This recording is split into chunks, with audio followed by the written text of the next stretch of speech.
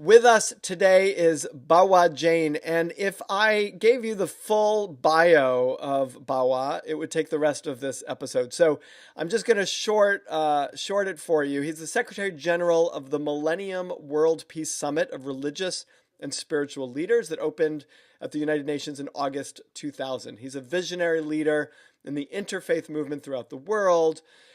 He serves as the trustee of the Council of the Parliament of World Religions. He was its vice chair.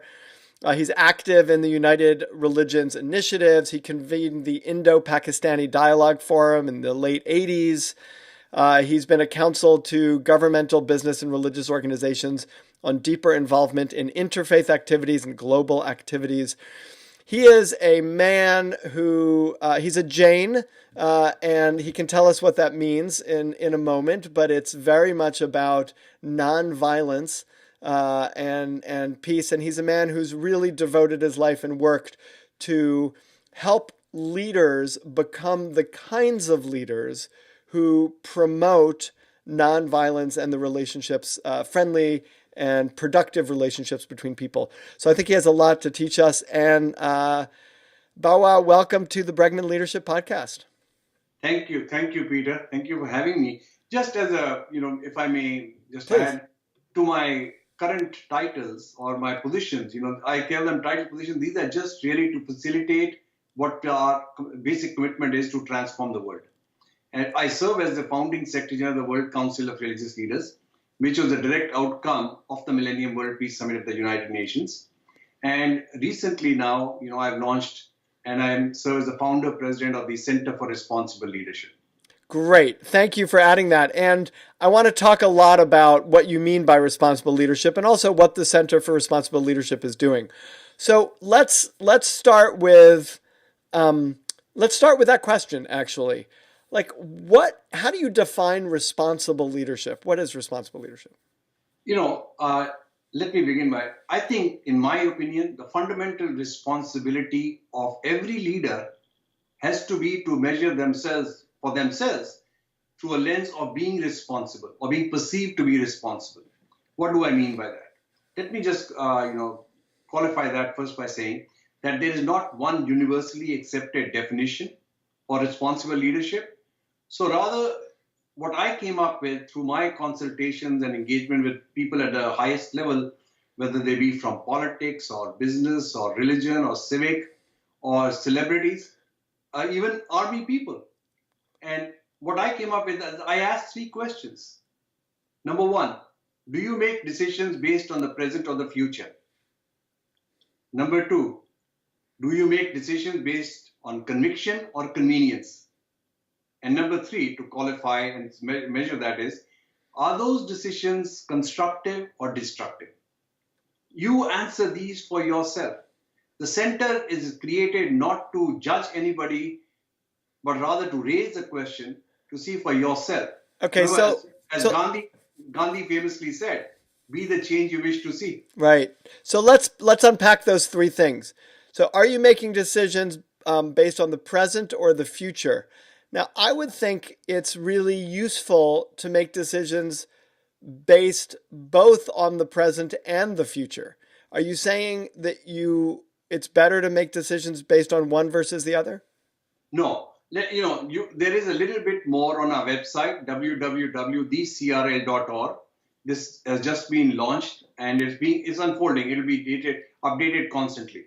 What I mean by that, in answer to your question, you certainly have to keep your eye in the moment, absolutely. But ultimately, the decision you're making, is it going to impact positively the future? Or is it only for the present moment what is convenient and you make the decision based on the present? Right. So think for yourself, just look at the issues of the environment and the climate control. Look at just right now, right? Look at the temperatures all across North America. Frigid, crazy Arctic freeze going on. Some areas are minus 50 and minus 30 and minus 20. Those are Arctic temperatures which we are facing. Yet people deny that climate here today. But think of the consequences for the future. What it will mean for our children and our children's children. If we continue down this pattern or not addressing what needs to urgently be corrected in the way we conduct ourselves, we are going to be in some difficult times. Right. That makes a lot of sense. So I would the way I would think about it is you've got three elements of time, right? You've got past, present, and future.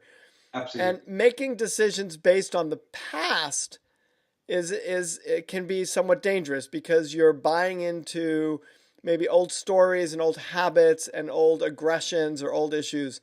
And I feel like it's challenging, right? Because we would like to be informed by the past. I mean, you have a strong faith, and the stories of the faith. I mean, I am Jewish and have faith, and the stories of that faith which come from the past inform my present and my future. So there it feels like there's a conversation, and it's true for leaders and organizations, that I could come in and want to change an organization, but unless I respect where the organization has come from in the past, it's very, very hard for me to lead people into a future. It's very hard to go into an organization and say, forget about the past, ignore the present. We're going to really focus on what we're going towards.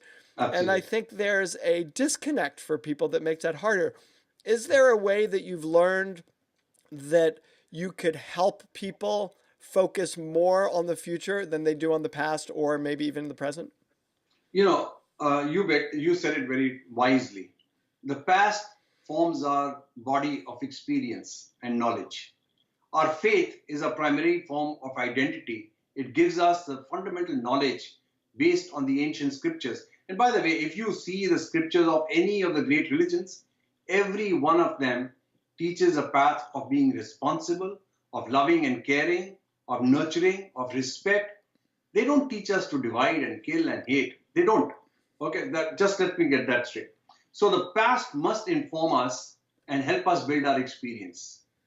We cannot just ignore and just say make decisions in isolation based on today or the current situation, and be reactive to the current things. Like many times, just take the elected officials. If their only motive, sole motive, is to see that they get re-elected and they continue to make decisions based on that, where is it going to lead us? Look today. Look in our capital today, in the Congress. Have we seen the nation so divided ever before in history? Okay. So partisan? So this is the so 100% I agree with you. And this becomes what's really hard. This becomes really hard. What we know from human nature is we have a much harder time seeing ourselves in the future. So we are constantly making poor decisions in the present that satisfy us immediately in the present. Think about eating. Like, why do I overeat? Is because what I want to eat in the moment is different than what I want to have eaten, right? Afterwards. And Yep. so people prioritize their current needs. It's why people don't save enough. It's why people aren't, people prioritize their current needs over their projected future needs. So what you're saying makes tremendous sense. We would all look at Washington and say those elected officials who are more worried about their current popularity in the next election than they are about the survival of our republic or the strength of our country. Those they're not responsible leaders. But how do you convince someone when we all recognize in ourselves the tendency to prioritize our current needs over our future needs? How do we help someone become a responsible leader in a way of prioritizing a future that might make them uncomfortable in the present? For me, for as a Jain, first of all, is remember we believe in the philosophy of karma. Okay, and that means what you do now or do not do is going to directly or indirectly impact your future. What we are in the moment now is based on a karma of the past, or what we did before or did not do before. So just realize it from that for me personally. Right. So Okay, so what you're saying is for you in your faith, yeah, the link between past, present, and future is is very clear and irreplaceable. Meaning you can't break. It's unbreakable. You can't break the link yeah. between past, present, and future. It's all one. It's tied into one rope Absolutely. In isolation, you cannot put one in in isolation. isolation. Right? And like the Jewish faith, as you mentioned that you are a Jewish person following the Jewish faith, Jain also is a very old tradition. Recorded versions of Jain scriptures go back to 6,000 plus years. Okay, so this has withstood the test of time. And there are simple principles following a path of non-violence in your thinking, in your speech, in your action. Right. Okay? Do unto others, you would have them do unto you. Right. Love thy neighbor as yourself. Same things which are across every religion. Right. But yet, what do we choose to live? Okay. Now, going by the people, how do we convince the people? History will judge you based on what you did. And for that, I gave one example. I said, just imagine, if today is the last day of your life, you're not going to be alive tomorrow. Think of what you want to be most remembered for. And then reflect, are you happy and satisfied with the way people might perceive you or judge you? If not, go do something. Change the way you conduct yourself. Right. Answer for yourself. I'm not here at any moment to try and judge. I will remind you. I will make you aware. And then you be the judge to see how you want to remember. No matter how many billions of dollars you might accumulate here on the planet. When it's time for us to go and you go, nothing of that is going to go with you.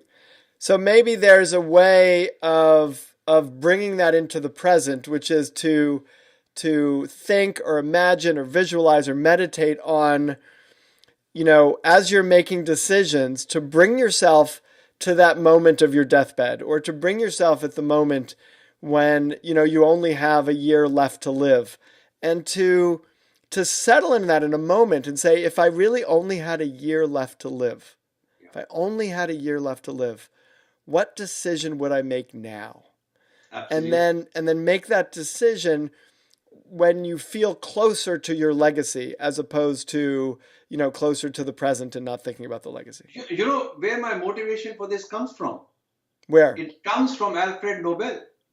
Uh-huh. If you remember, one day Alfred Nobel woke up. This is long before he created the Nobel Peace Prize and the Nobel Prizes. He woke up and by mistake somebody had printed his obituary. And he was aghast at reading what people would be remembering for. Wow, that's a great story. The guns and the weapons and everything. That's a great story. What he did after that. Today, what do we remember Alfred Nobel for? Right, the prize, the Peace Prize. Absolutely. Right. The highest aspiration, what one wishes to achieve. Right. Right? So there is a moment you can transform. Which arguably he never could have made happen unless he spent a lot of his life trying to make a lot of money. Absolutely. Right. Absolutely. Because that gave him the ability to create that legacy. Right. I mean, as you know from our communities, we are both very wealthy communities, well-off communities, and God bless, why not? There is no harm in making money. Right. But then the question is what you're going to do with money. Right. And two great inspirations for this are Bill Gates and Warren Buffett. Right. Let's look at those people in terms of measuring responsible leadership. I remember one of Warren Buffett's interviews where he says that, I had made all this money. I was thinking where to put it. My wife and me had always decided that I wanted to make money, but then put it to good use. And when I saw that already Bill Gates is doing it, I don't need to go and do it. I said, rather let him handle the money. Right. Look at that. It changed the notion of the way we conduct our lives. Right. It was an amazing moment. Okay, let's go to that second principle. What was the second principle? Making decisions out of conviction, not convenience. Okay. So that's actually very, very similar to the, focus on the future and not too much on its current impact on you. And I guess it's the same issue, right? Convenience is convenient, right? And yeah. so again, go back to Washington today. The decisions that are being made. Everybody with a basic amount of common sense knows what is the truth, what is reality or not. Right. And yet, what is the decision-making process from the people who are our elected leaders? Right. And by the way, this is the most powerful country in the world. There is no better country than America, in my opinion. I would rather not be anywhere else but in this country. Right. This is great. Right? But the way we are conducting ourselves today is not doing our forefathers and our founding fathers any good. They must be squirming in their graves as to the way we are conducting ourselves, the way American leadership is perceived around the world today. How can you lie in the face of people in the lens and think that people are stupid? They're not. Right.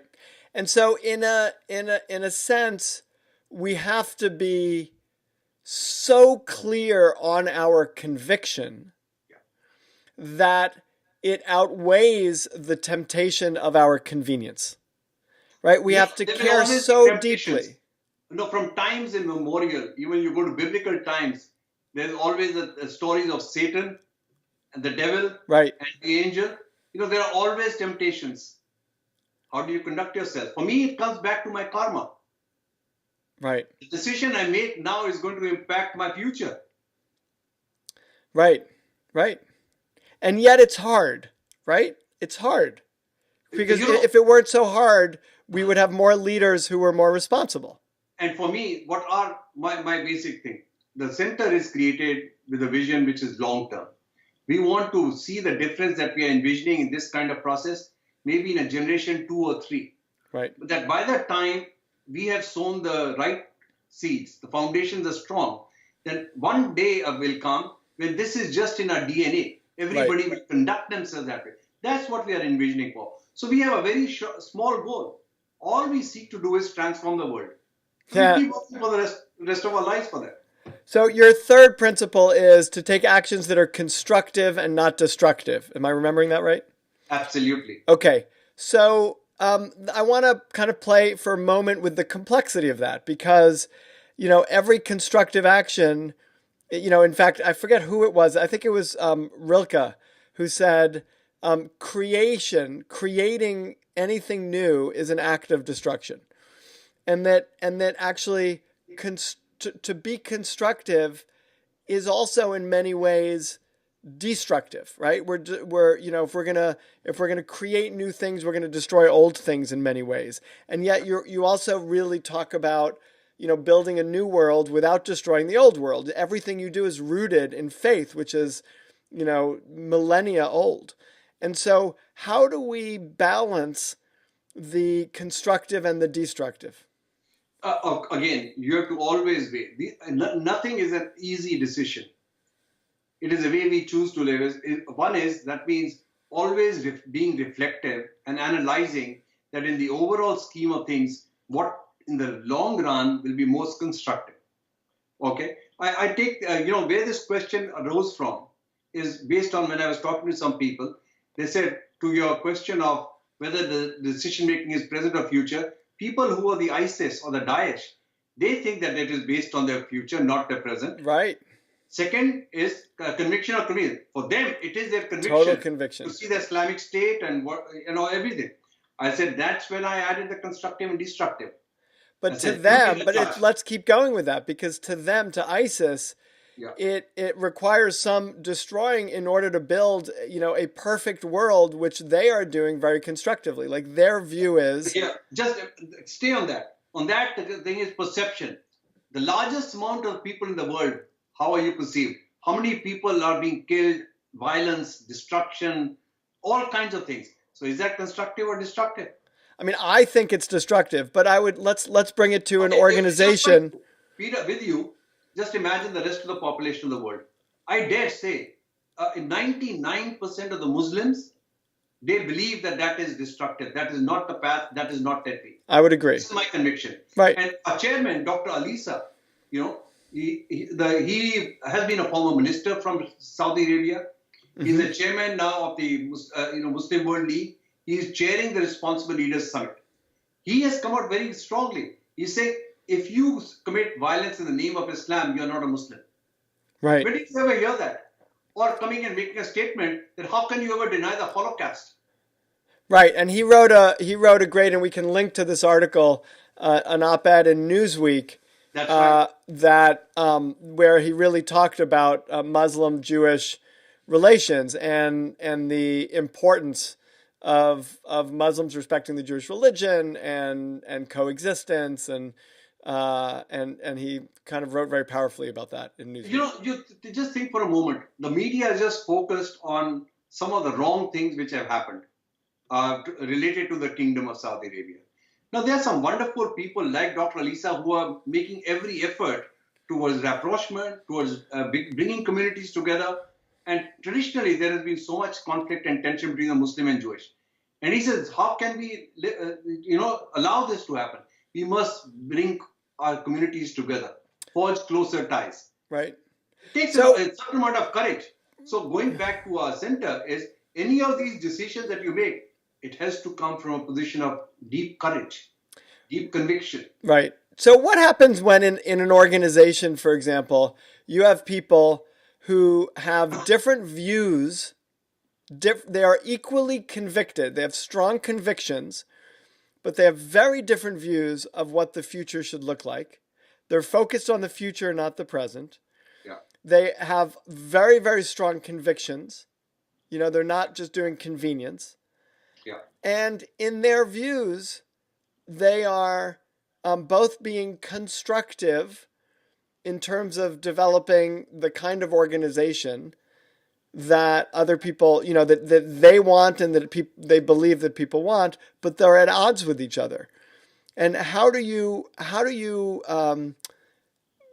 kind of bridge that gap? You've spent your life bridging gaps. So how do you bridge that gap so that everybody kind of gets the same view of the future and is convicted in alignment? I mean, they have convictions in alignment that allows their constructive. I'm laughing because I'm reminded of a story a dear rabbi brother of mine told me. He says, Bawa, there was one rabbi who was stranded on an island. And for years, nobody discovered him. After many years, when they discovered him, and people saw there were 2 houses of worship, and they say, Rabbi, you're one person. Why 2 houses of worship? He says, this one is for me, that's for my enemy. That is the state of our being. We are in conflict within ourselves constantly. It is very good to be in conflict within ourselves, provided we can learn from the experiences and make decisions which are based on the collective good for the majority of the people. There will never be a utopia that everybody will agree to everything. And isn't that the great challenge, though, of defining the collective good? Absolutely. That's why we always say, there are two conditions here, 2 fundamental things. One is adequate knowledge. Many a time we do not have adequate knowledge. And based on the limited knowledge we have, we make decisions. Right. Number 1. Second thing, and which to my mind is the greatest impediment to our decision making, is oftentimes, especially us people in leadership, get involved and stuck into our heads with our egos. We have decided that's the right way. I don't care what happens to anybody else. I'm just going to stay with it. So, I was asked by a journalist after some difficult meetings. I'd come back and said, it's not easy, and the thing for me is always to work with those people who I do not agree with. Right. I want to see what are the challenges. So one of the principles which I learned, and God bless his soul, from my former mentor, the UN Secretary Kofi Annan, mm-hmm. he said, you have to listen with your entire body, not just with your ears. Right. Oftentimes, just having the patience to listen, allowing the person to express themselves, that they are heard, then will give you a better understanding and also build certain trust. So we have to be very methodical and patient if we want to see any change. These things are not going to happen overnight. Right. So we are not while we are absolutely focused on immediate results, we do want to see some immediate changes, but we must keep our eye on the ball for the long term as well and see how we can bring them into some kind of a rapprochement or cohesion, work. Can you share, just to end, can you share a brief story of someone who went from not being a responsible leader, from being an irresponsible leader, to becoming a responsible leader? I'd love to hear the transformation. And I know it's a challenge when I say brief, because that could be a long story. The person who I've been blessed to meet many very important people, or the people who are perceived to be important. And I met almost every one of the major religious leaders of the world, many of the political leaders. I've been in a room with 150 heads of state, right? But the one person who stands out most in my memory in terms of transformation is President Nelson Mandela. Look what he was before he went into the Robben Island. He was following a path of violence. They had the ANC, which was trying to free them. They were committing lots of acts of violence. After 27 years of being in Robben Island, he comes out, and what was his first statement, if you remember? As I was saying the other day, the man was not bitter about all the atrocities committed on him. He said, as I was saying the other day, and he just transformed the way South Africa was. Look what he's remembered for now. Right. Does anybody remember him to be terrorist? Up till I think 2005, he was on the terrorist watch list of our country. And what do you understand to be the pivotal transformational? I mean, he spent 27 years in jail. So hopefully there's an easier path to going from, not responsible to responsible. But what's maybe a key that you can share that would that kind of help us, make that same kind of shift? Reflection. We must constantly reflect on our actions and what the implications will be on our actions, right, on the future. In those 27 years, to my mind, he read a lot. He learned a lot. He understood more about Mahatma Gandhi, who was from South Africa. He understood about Nelson Mandela, Martin Luther King, right, to become the Nelson Mandela that he became. So he said, the path that we've been following is obviously not bringing in results. Maybe we need to try something different. And the famous rugby game, right, in which there was so much tension between the whites and the blacks, apartheid, South Africa. Right. And he came onto the pitch himself. There were threats on his life, but he had the courage. He did not have, take right, the convenient way out. That was his conviction. He went out onto the pitch, and look what happened thereafter. Right. Bawa Jain, thank you so much. Bawa Jain, with some others, is launching the new Leadership Center for... Please visit www.thecrl.org. We will put that link in the show notes. The Center for Responsible Leadership. And it's you're a blessing to have with us and to be doing the work that you're doing. So thank you. We need your help. Get the message out. Get more people involved. We want every person in the world, and everybody's a leader, for themselves to analyze and think, are they being responsible leaders contributing positively to society? Right. Thank you. Thank you so much for being on the Bregman Leadership Podcast. Thanks. Bye. Bye.